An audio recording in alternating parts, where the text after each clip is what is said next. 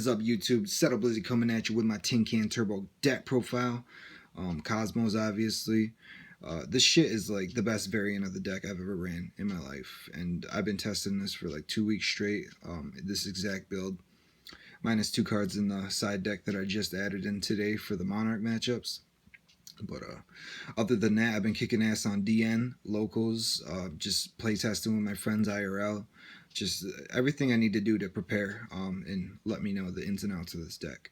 Like, I got a lot of practice with it, and I'm very happy with the build right now. And I'm hoping I can spread the love right now. I'm hoping I can spread some knowledge to you other fellow Kozmo players building the deck or trying to learn it.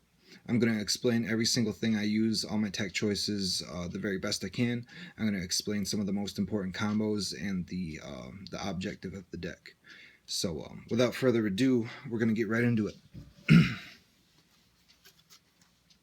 So obviously, we're running 3 tin cans. Your basic play is to open up. You always got to go first with this deck. Well, I mean, you don't have to, but if you win the roll or the rock paper scissors or whatever, you're gonna want to go first, and you're gonna want to get this guy on the field as soon as possible. You want to resolve his pay 500 effect, and if you E-tallied, hopefully you got a ship in hand already, so you can chain his other effect, banish, summon that, and then resolve, and then you just go off from there. And then for the other 3 of Dark Destroyer, you got to play 3 of him. He's just the best. I mean, you don't have to. I know, I can understand he's unaffordable right now. He's back up to his original price, but for a reason. He's fucking broken. Fucking the most expensive meta card in the game right now. Most expensive. $120 retail. So good. But yeah, you got to run 3 of him. He disrupts the plays, untargetable, floater, just everything in one card. Excuse me. Our next one is Dark Eclipser, very good in the mirror, very good in Monarchs if you can negate the right traps, very good against BA as well. For the next 3 of, we got Slip Rider to pop some back rows. Back rows, everyone's going to be siding against Kozmo because this shit is just too broken with this tin can build. And then we run Forerunner for our last ship. He's not that good, but he's a nice beater to sit on, especially in time. You gain 1,000 in your standby phases.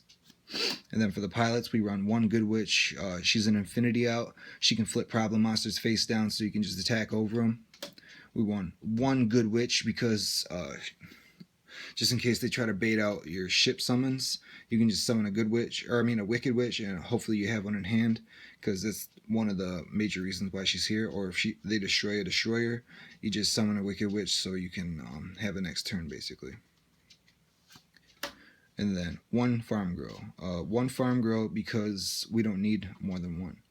We're just trying to disrupt our opponent's plays, and then OTK as soon as they get a cleared board. We don't want her on the field at all until they have a cleared board and we have a shot, because she's very searchable. She really is. And you can even throw her in the grave and call the Haunted her, or you can just straight up summon her just for the fact that you can banish her and summon one of your ships.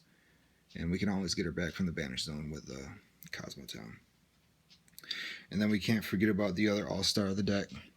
3 Sword Troopers. Gets any pilot out of the graveyard. Just amazing.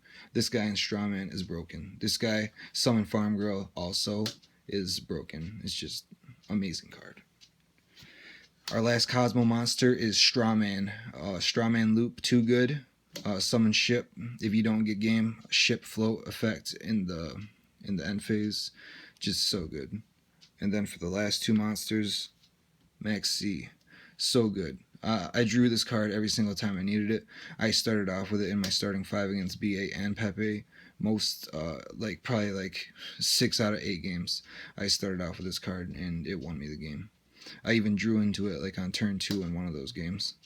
So yeah, they were afraid to take the challenge because they know that they would lose if they did, but they lost because they didn't too. So Max C, too good. That's 20 monsters altogether. Now for spells, we run 3 Upstart Goblin just because this is a combo deck and we want to get to our combo pieces as quick as possible, and running a 37 card deck is just the most efficient way. I don't see a problem with giving my opponent life points at all. I don't know if you guys do, but I don't, because I can still OTK even if I give them all 3,000 of those. This deck is just that good. It really is. And then we run 3 E-Telly, just because it is broken. It just really is. Summon any of your pilots, get any effect that you need at the time. Game, basically. E-Telly. What more could you ask for? And then, of course, 3 Kozmo Talent, one of the most broken spells in the game right now, and it's just for us. Just so efficient, 3 effects, basically. And just to back up what I said, I run 2 terraforming so we can get to it as fast as possible. We want to see it as fast as possible, as soon as possible.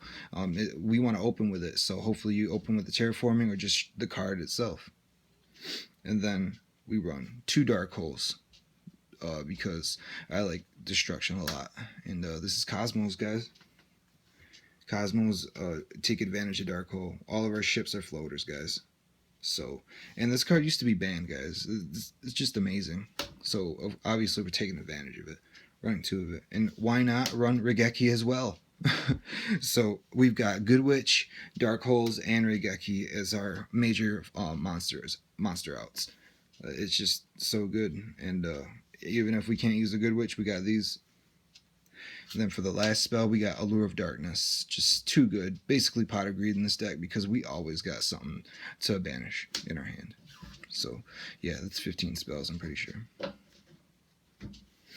Now for the trap lineup. 3 Call the Haunted. Just too good in this deck. It really is. You gotta run 3 of it. And then 1 Oasis to clarify.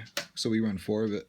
And then for our last card, Torrential, the best one-of trap that I could think of. Tried Solemn Strike. It's alright, but we already pay enough life points. We don't want to, like, kill ourselves.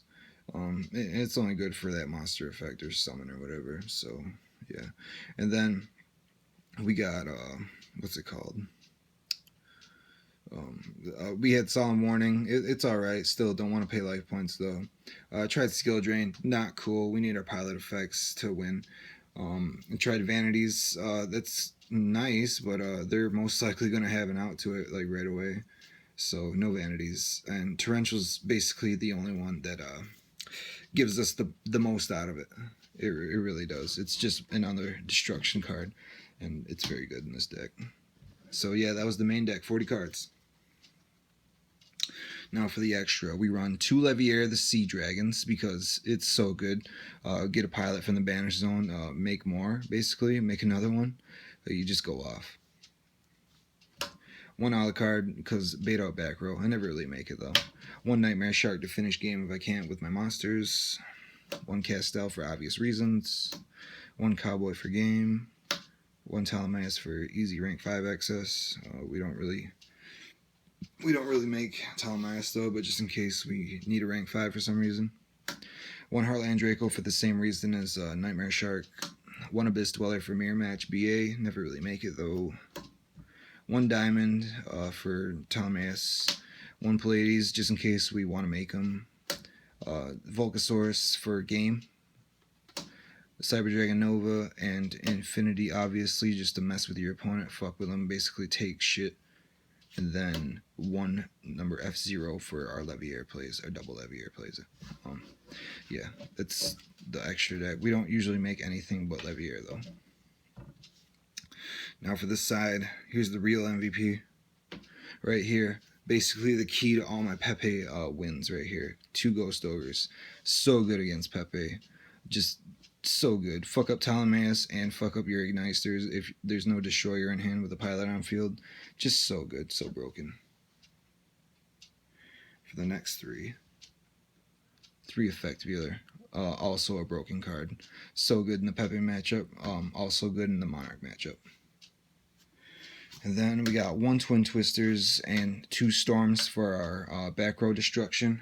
All cards are equally good, I think. Well, these 2 are better because they combo with Kozmo Town and Dead Call the Haunted easily. And Twin Twisters is good because we have Call the Haunted. And then for the mirror match, the only cards I run for the mirror match are System Down because I feel like they're the only ones I need.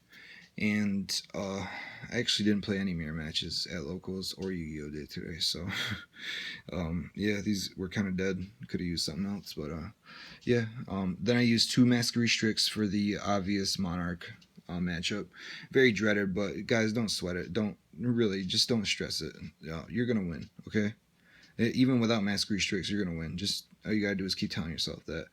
I lost game 1, all of my Monarch games or matches, but it's still a good game. You're gonna have good games and you're gonna have bad games. It's just Yu-Gi-Oh. You gotta accept the fact. But I won all of my Monarch matchups. Also, we're all still learning how to play against and play the deck.